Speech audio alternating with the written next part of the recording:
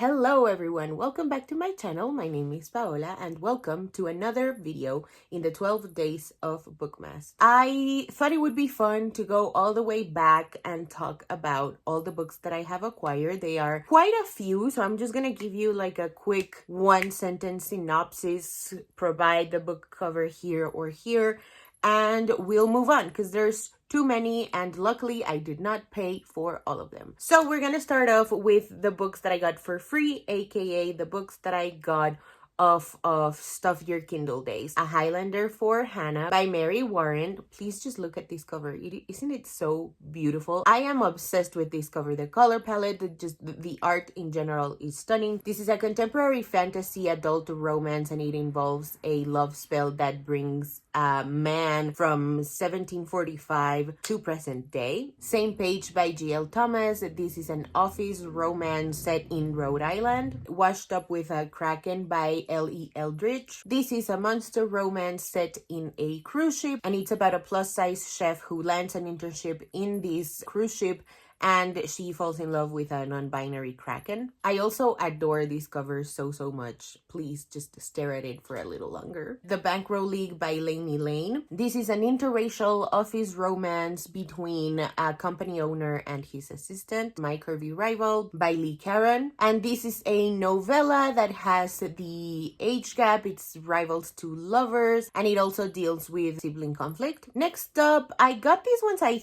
think from like a Pride Stuff Your Kindle special day, maybe. Again, my memory is really fuzzy. I just wrote down the order in which I got them and I separated them into categories. So Stuff Your Kindle Days, indie books, and trad books. So anyway, this next book is called The Road Home. It's by Christina Berry. The male lead is Indigenous. And this is a steamy rockstar romance featuring Austin's most popular metal band frontman and a roller derby dynamo. This one excites me the most because I have never read a rockstar romance, much less one that features the frontman of a metal band. I cannot wait to give this one a go. She's a Keeper by Timber Sapphire. This is black romance, sports romance, and it also features the Second Chance trope and the Friends to Lovers trope. Next up, I got two books by one of my favorite authors of all time, the one and only Rilsey Adams. First up, we got Just One More Time. This is a second chance black romance, and there's a kid involved, but I'm not sure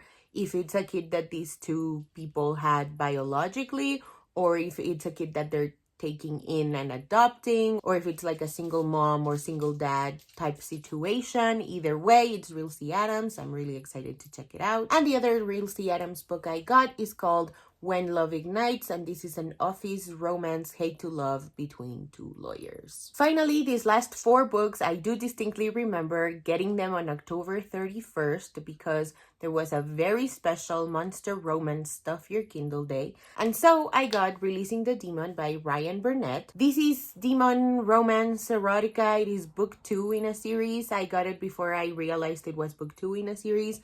And it seems, just by the synopsis, that it's serialized, so I might have to get book 1, but it sounds like not a problem to me. Demon romance, erotica sounds like a lot of fun, especially if it's serialized. That sounds like right up my alley. I also got Hers to Rule by Coral Alejandra Moore.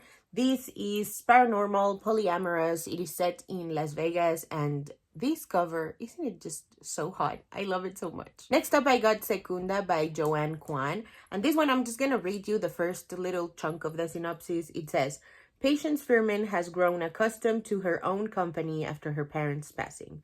But one day, after a seemingly innocuous delivery, she becomes the host to a monstrous parasitic skull that needs her body to live. Does that not sound so interesting to you?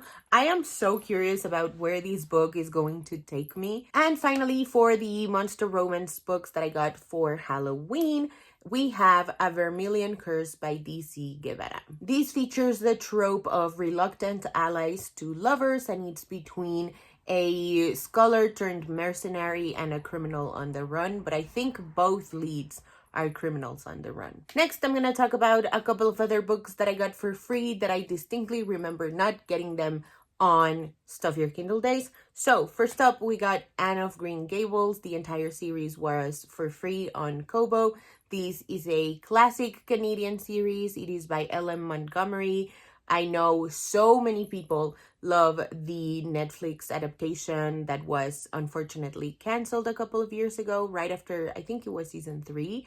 So I haven't seen it. I really want to read the books first. Next up, I got 3 books by Anna P. Almost Forevers. This is a one-night stand that leads to a fake dating scheme between a wedding planner and an underwear model. Almost Home. This one is about Everly, who is displaced after a fire catches on her building, and her friends arrange for her to stay with Lachlan, who is a former foster kid and is struggling with depression. And Almost Yours. This is a second chance romance. It's between Ginny and Gavin, and they meet at a holiday party. Bite Me Twice by J.S. Jasper.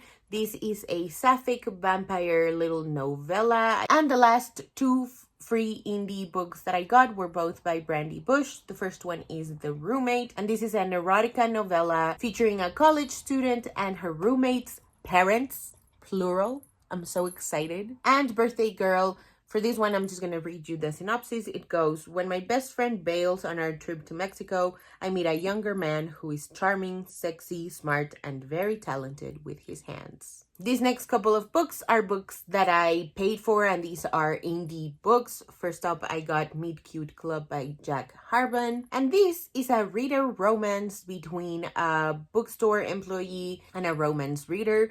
I love this cover so much. I know so many people who have read this book and loved it, and I am so excited to have my hands on it and read it. This one is actually a high priority on the books that I really want to read in 2025. The next couple of books, I think there's 5 of them, and they're all by the one and only, the iconic Viana Onyomo. First up, we got Blood, Flesh, and Magic, and this is a slow burn black romance featuring a vampire and a warlock. Cupid Calling, which is a slow burn strangers to lovers set in a reality dating show, and there's no third act breakup. I love the third act breakup. No, absolutely no hate to the third act breakup, but I am really curious as to how a romance between 2 strangers, 2 lovers, develops with no such thing. The Aurora Circus. This is slow burn fantasy, and it's set in a circus. Sweet Surrender. This is a monster romance.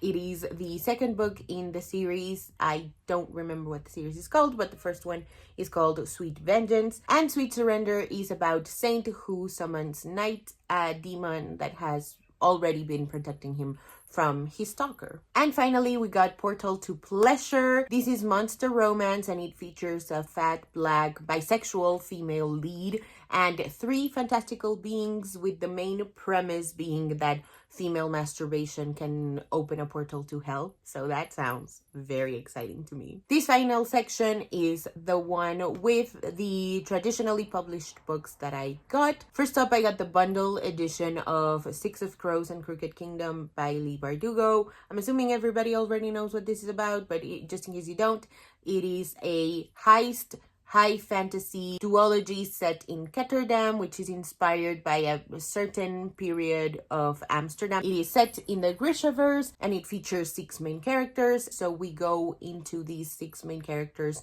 points of views in a third-person omniscient narrator type of thing. As You Walk On by Julian Winters. This one I got for the cheapest. This one was 46 pesos on Kobo the day that I got it. Anyway, this is a YA romance that takes place during one single night. Hello, genius. This is about Theo, who is hiding in an empty bedroom during a party after his proposal went horrifically wrong. Next up, I got the Princess Diary series by Meg Cabot. This kind of pained me to get digitally because I really wanted to own it in its physical form.